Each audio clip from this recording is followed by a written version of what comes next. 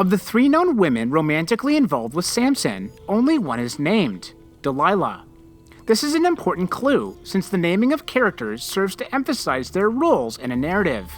Indeed, though Samson had been on the Philistines' most wanted list for 20 years now, Delilah would be the culmination of Samson's vulnerability and downfall. For when the Philistines learn that Samson has fallen for this woman, the Philistine lords approach Delilah and bribe her to betray Samson.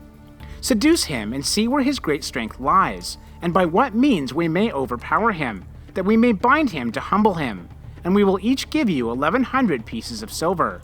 It was a deal. However, Samson would not be so hasty to reveal the secret of his strength, for Delilah on 3 occasions asked him for the key to his power, but each answer he gave her turned out to be a lie.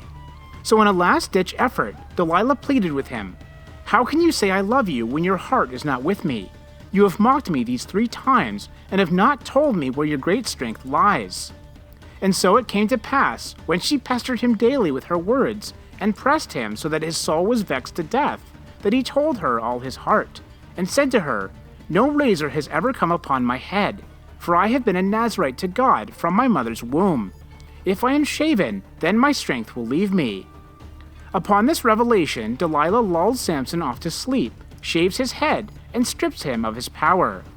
Once Delilah alerts the Philistines, she takes her money and runs off the pages of history, never to be heard from again.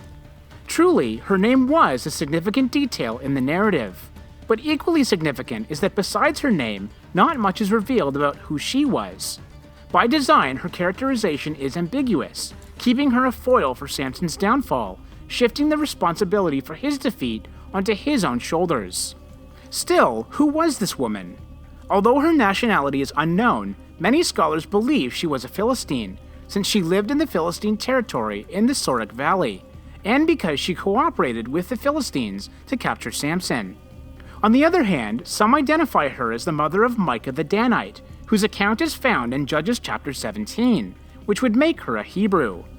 The meaning of her name is also uncertain, though it does sound like the Hebrew word for night, Layla.